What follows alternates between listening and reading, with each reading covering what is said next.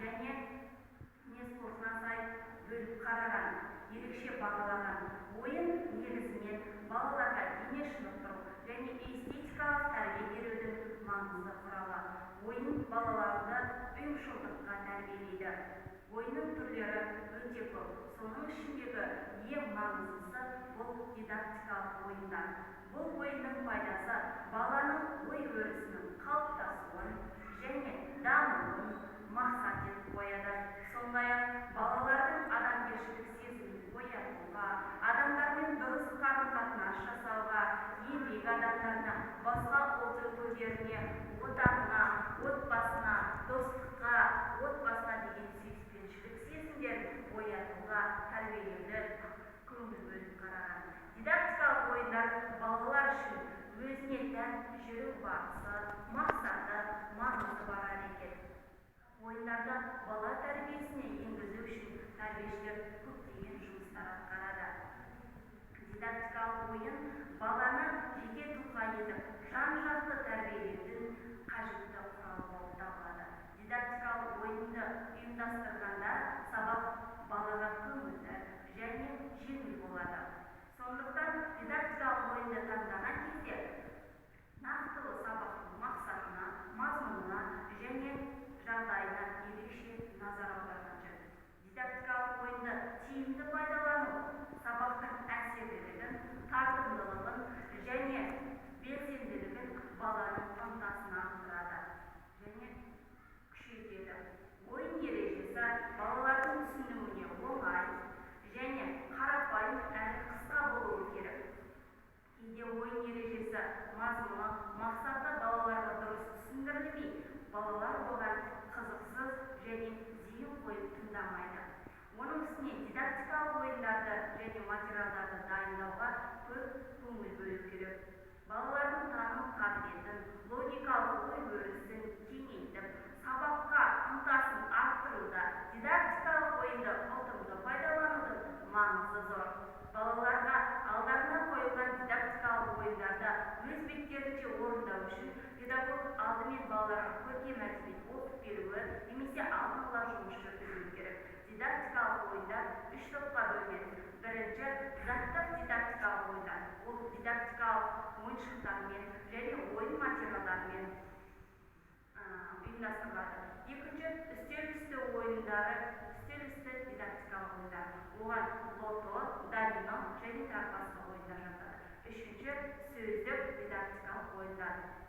Дидактикалық ойын балаларды қоршаған орта туралы түсінігін кеңейтіп, баланы ойнай білуге баулиды, ақыл-ой қызметін қалыптастырады әрі адамгершілікке тәрбиелеудің басты құралы. Дидактикалық ойын ережелері балалардан ұстамдылықты, тәртіптілікті қажет етеді. Сонымен қатар дидактикалық ойлау қабілеттерін ізденімпаздығын арттырады, сөздік қорларын молайтуға көмектеседі. Балалардың сабаққа қызығушылығын арттырады, белсенділік танытып, бағдарламалық материалдарды бойына сіңіруге, ұғуға ықпал етеді. Дидактикалық ойынның тиімділігі сабақтың әр кезіндегі орны мен мақсатын дәл анықтауға, оны қолдануға, теориясы мен практикасын тәрбиешінің жетік меңгеруіне және шеберлікпен ұйымдастыруына байланысты. Ойынды өткен сабақты қайталауға және естеріне түсіру кезінде қолданған өте тиімді. Ойын түрлері сабақ мазмұнына қарай белгілі бір мақсатта таңдап алу керек. Ал менің бүгін сіздерге айтқалы отырған ойындарым ол неоклуб деп аталады. Біз қазіргі бүкіл елде болып жатқан пандемияның әсерінен жұмысымыз жартылай онлайн, жартылай офлайн болып тұр.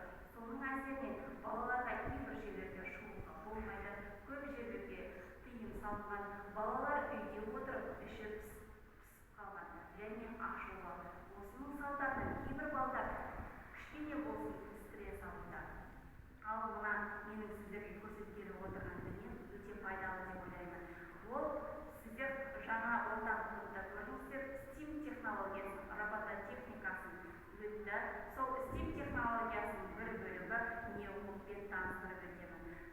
Ол робототехника техникалық көпшілікке қолжетімді болмауы мүмкін, ал неокоп қолжетімді деп айта аламын. Неокоп біз мұнымен балаларға не бере аламыз, не үйрете аламыз, нені ұқтыра аламыз. Неокоп дегеніміз бұл кішкене шарлардан құралған магниттік тастар. Магнит ең алдымен бұл балаларға антистресс.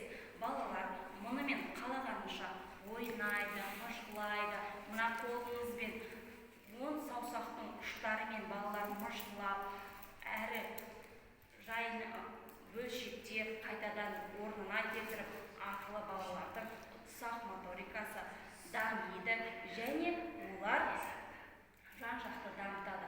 Балаларымыз неғұрлым осы 10 саусақтың ұштарымен көбірек жұмыс жасайтын болса, біздің балалардың ми жартышарлары жұмыс істеп, соғұрлым дамиды. Сондықтан да біз балаларға аппликацияны және ермексазбен көп жұмыс жасатуымыз керек. Мына біздің қолымыздағы бұл магнит. Магниттің неше қарасаңыздар неше түрлі түстері бар.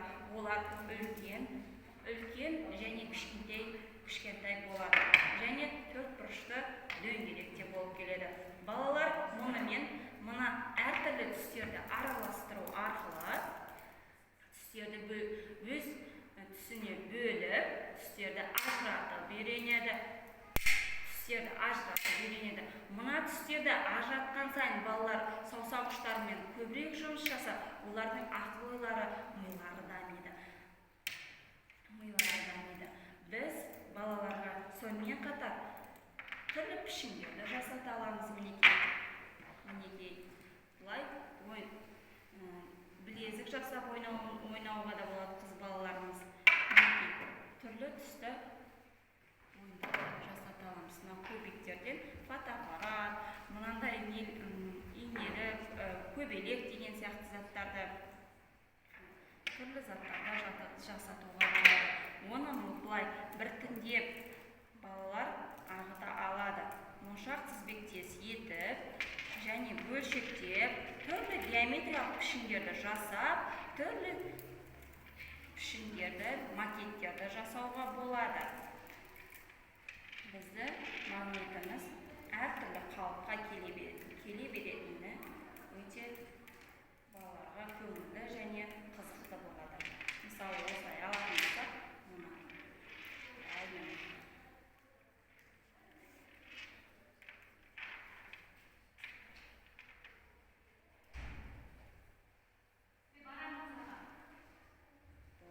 жабыстырып және қайтадан қалпына келтіре аламыз. Және осы арқылы дөңгелек пішіндерді жасап, әртүрлі пішіндерді жасай аламыз. Мысалы, бұрыштарын ию арқылы түрлі пішіндерге, түрлі заттарға жасай аламыз. Қайтадан оны мыжғылап, қалаған қалпымызға келтіріп, қайтадан балалар бөлшектеп, өзінің қалағанын жасай аламыз. Біз кіші жастағы балаларымызға мынандай қаңылтыр ыдысқа түрлі бейнелерді сурет түрінде салдырып жасата аламыз. Мысалы, теңізде балалар не өмір сүреді? Алдымен магнитті таныстырып өтеміз. Мынау біздің магнит. Бұл темірге жабысады балалар. Көрдіңдер ме? Темірге жабысады. Ал бізде моншақ болатын болса, бұл жабысатын деді балалар. Қараңдаршы міне. Мынау біздің моншақ. Міне, темірге қойып тұрмыз. Бұл жабыспайды екен. Ал мына магнит бұл жабысады. Көрдіңдер ме балалар? Міне, жабысады, иә? Осы магнитті біз осындай темір ыдыстарға жабыстыру арқылы өзіміздің түрлі қандай сала болсын, 4 түрлі саламызды, 5 түрлі саламызды қолдана аламыз.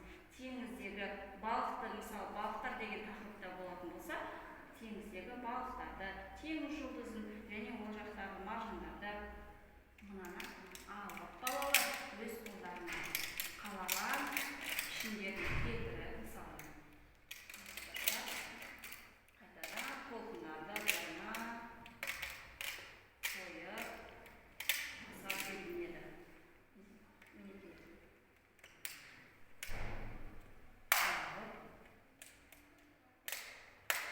Біз балаларға ең бірінші бұны өткен кезде міндетті түрде техникалық қауіпсіздікті айтып өтуіміз керек. Мүлдем ауызға салуға болмайды және балаларды жалғыз қалдырмайды. қалдырмауымыз керек. Балаларға біз бағыт-бағдар беретін болсақ, олар өздері өз қиялдарына ерік беріп ары қарай шыңдала түседі. Міндетті түрде балаларға біз мына мүсінді немесе мына суретті бейнелейтін болсақ қалай қарайсыздар балалар деген сияқты, балалар өз қиялына, мысалы ол 4 бұрыштыдан жасайтын болатын болсын, мүмкін 3 бұрышты, мүмкін басқа пішіннен жасауы да мүмкін. Баланың қиялын дамытуға өте пайдалы ойындардың бірі. Мысалы, міне біздің балаларымыз жасаған гүлдеріміз, көбелектеріміз, өз қолдарымен мынаны әр моншақты былай тізбектеп қоюдың өзі, мына күшпен алып, қайтадан саусақтармен жұмыс істеп алып, қайтадан орнына қоюдың өзі, бұл өзі бір еңбек. Оны ұқыптылыққа балаларымызды төзімділікке, шыдамдылыққа және қиялын дамытуда өте көп қажет етеді. Мынау біздің балаларымыздың жасаған теңіздегі қайығымыз. Қайықты және толқынды күніміз не істеп тұр балалар? Жарқырап тұр, жарайсыңдар деген сияқты балаларды мақтап арқылы және оларды тізбектеу арқылы өздері жасады. Ал сіздерге макетін жасап көрсететін болсам, мынау біздің гүліміз. Гүлді бірінші мынандай моншағымызды тізбектеп аламыз, магнитімізді, оны бөлшекке бөліп аламыз. Мынау сіздерге жасап қойған үлгім, енді осыны сіздерге тез жасауға көрсетуге әрекет жасайды. Осындай дөңгелек бөлшектерді алып, мынандай бұрыштарын пішіндерге келтіріп алып, мен мына жерде 4 бұрышты пішіндер жасап алдым. Осыны магнит балалар бір-бірін тартады, көрдіңіздер ме? Кері жіберетін болсақ бір-бірін тартпайды. Яғни оны дұрыс қалпына келіп жіберетін болсақ, ол өзін дұрыс жабыстырып алады.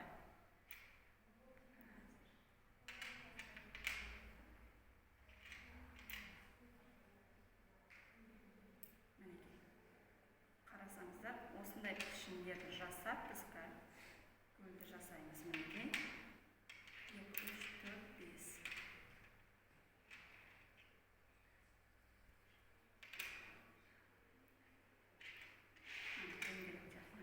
Осы 3 бұрышты біріктірілген 3 бұрыштарда біз біріктіріп қазір гүлімізді жасаймыз.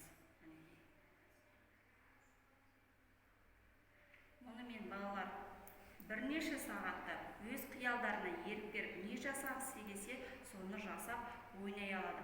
Балалар түгілі тіпті ересектер де қызыға кірісе алады. Міне гүліміз дайын болды. Осылайша біз түрлі пішіндерді, жануарларды жасаймызға болады. Қандай сабағымыз, қандай тақырыпта болсын, сондай тақырыпта жасап үйрете аламыз. Және балаларға өте пайдалы, жаңағыдай денсаулықтарына да пайдалы, бұлай массаж жасатуымызға болады қолдарына. Сақ моторикасын дамытуға ең керекті, ең қажетті, әдемі және қызықты балаларға өте әдемі ойын бұл неокуб деп аталады. Біз сонымен қатар, неокубпен қатар неше түрлі ойындарды да бірге алып жүрміз. Мысалы, мына жерде магнитпенен ағаштың ұштасқан бірлескен түрі. Бұл жерде қарасаңыздар, теңіз балықтарды өтетін болсақ, теңіз әлеміне саяхат дейтін болсақ, балалар, бүгін біз теңіз әлеміне саяхат жасаймыз. Теңізіміз қандай түсті балалар? Көк түсті. Онда нелер өмір сүреді? Балықтар өмір сүреді. Ал біз мына менің қолымдағы картинада не байқап тұрмыз? Кемпір қосақты байқап тұрмыз. Оның түстері әртүрлі болады, не балалар? Және біз мына балықтарды балаларға тапсырма беру. Балаларға міндетті түрде ойынды шартын жақсылап түсіндіру керек. Магнитті мысалы, маған қызыл түсті балықты аулап берші деп балаларға тапсырма береміз бір балаға. Қызыл түсті балықты аулайды және оны алады, магниттің тартылыс күші бар екенін байқайды. Және сары түсті теңіз жұлдызын алып берші деп сары түсті теңіз жұлдызын осылайша мына балықтарды аулау арқылы ұқыптылыққа, еттілікке баулаймыз балаларды. Және түстерін де меңгереді, олардың көлемдерін, өлшемдерін біледі. Және өз орнына қою арқылы есте сақтауларын дамытамыз. және өз орнына қояды. Ал осыларды мынаны маған алып берші, немесе 8 аяқты, шаянды, китті алып берші деп алғызып, оны балаларға алғызып, мына біздің бауырымыз бар, оған тізбектеп берші. Маған бірінші китті тізбегімізге китті тізбектеді, балалар. Сосын жасыл түсті балығымызды тізбектейміз, сосын қызыл түсті балығымызды тізбектейміз. Біздің тізбегіміз дайын болды, балалар. Осылайша балаларға тапсырмаларды қызықты әрі дидактикалық ойынымызды ұтымды пайдалануымызға болады. Бұларды өз орындарына қойдырып, есте сақтау қабілетін дамытамыз. Ұсақ моторикаларын дамытамыз. Мұнымен қатар біз балаларға ағаштан жасалған ойындардан қарасаңыздар, бүтінді және бөлшекті геометриялық пішіндерді бұларды алып құрастыру, мына жерде алып тастақсақ, пішіндер арқылы сары, қызыл түсті, сары түсті, бұл жерде де түстерді, бөлшектерді мына өз орындарына қойып, балалардың ұсақ моторикалары, есте сақтау қабілеттері дамиды. Біз балаларға не қылып, екі қолмен жұмыс істететін болсақ, балалардың дамуына соғұрлым үлес қосамыз. Ал мына ойында бұл жемістер, балалар? Жемістер қандай болып тұр бұл жерде? Бүтін болып тұр. Онда қандай жемістер? Алмұрт, анар, киви деген сияқты. Ал мынау не екен? Пышақ. Бұл қандай құрал? Бұл асхана құралы деп айтамыз. Асханалық ыдыстарға жатады, балалар, деп сол балаларға жақсылап түсіндіріп. Мысалы, мына бізде алмұртымыз бүтін болып тұр. Осыны біз немен кесеміз? Пышақпен, әрине. Пышақпен жұмыс істеген кезде абай болуымыз керек, және үлкендерсіз қолданбауымыз керек. Пышақты кескілеп, бөлшектеп, біз алмұртымызды бөлшекке бөлдік, балалар. Бөлшегіміз нешеу екен? 2 бөлшекке бөлдік. Әрі санауға үйретеміз балаларды. Оны қайтадан өзін құрастырып, өз орнына қойдырып, балаларымызға сабағымызды қызықты да тәрбиелі болып өткізуімізге болады. Дидактикалық ойындарды кіші топтан басталған кезде, кіші топта оларға берілетін тапсырма оңай әрі жеңіл болып өтті. Мысалы, ойнап отырған машина болсын, не болсын, машинаның дөңгелегі қандай, ол қандай түсті, қызыл түсті, машинаны үстелдің үстіне апарып қойшы деген жеңіл тапсырмаларды беру арқылы біз балаларды сондай дидактикалық ойындарды ойната аламыз. Ал кубиктер, мысалы, сары түсті кубикті мына ойыншықтың үстіне, немесе үстелдің үстіне, немесе орындықтың үстіне апарып қойшы деп тапсырма беру арқылы біздер сондай жеңіл, кіші топқа жеңіл ойындарды үйрете аламыз. Және балалардың ұсақ қол моторикаларын дамытатын бізде мынандай кішкентай ғана құралдарымызды алып, көбелектеріміз бар. Бұл жерде біздің балаларымыз түрлі түсті көбелектерді көрді. Балалар, мына жерде не көріп тұрмыз? Көбелектер. Олар қандай мезгілде болады? Жаз мезгілінде болады. Жарайсыңдар, өте дұрыс айттыңдар. Енді біздің көбелектеріміз қандай түсте екен? Әртүрлі қызыл, сары, жасыл деген сияқты көбелектерді қайтадан айтқызып, түстерді айтқызып, біз түстерді және көбелекті айтқызу арқылы сөздік қорларын молайта аламыз. Және ұсақ моторикасына мына біздің таяқшамызды мынаның арасынан өткізіп, балалар ептілікке үйренеді. Осылайша балаларымызды сабағымызды қызықты өтуімізге болады. Дидактикалық материалдар, көрнекіліктер жеңіл әрі ұқыпты, әдемі жасалынған болу керек. Балаларға түсінікті болу керек. Мысалы, біздің мына тасбақамыз біздің балаларымызға ұсақ моторикаларын дамытатын моторикаларды әр неге түрлі түсті етіп салдыруымызға болады. Саусақтардың ұштарымен салады және қасықпен салады. Оны қайтадан толтырған екінші бала орнына салады. Сол арқылы біз балалардың ұсақ моторикаларын дамытып, ойлау қабілеттерін, ми жарты шарларын толықтырады екенбіз. Және дәнді дақылдарымызды да түрлі бөлшектерге түрлі етіп сорттауымызға болады екен. Ал мына жердегі мына шарлар, түрлі түсті шарларымызды түрлі түсті етіп мына дөңгелекшелерден өткіземіз. Мына қызыл шарды қызыл дөңгелекшеден өтеміз, сары допты сары дөңгелекшеден өтеміз деген сияқты тапсырмаларды. Мына жерде балаларды баулату арқылы балаларымыз ұсақ моторикаларын және өздерінің киімдерін балаларын баулап үйренеді. Ал сандарды үйрете аламыз. Сандарды мына жерде цифрлар заттық санның таңбасын үйретеміз және оны бір сурет бар екенін санап өз орындарына қойып үйренеді балалар. Біз осылайша дидактикалық ойындарды түрлі және осындай көрнекіліктермен сабағымызды балаларға ұқыпты және түсінікті етіп, балаларға сабақты өткен кезде тек ойын арқылы өткізуіміз біз оларға тиімді. Балалар мен тек ойынды ұйымдастырып қана қоймай, керек болған жағдайда біз балалармен балаша ойнауымыз қажет.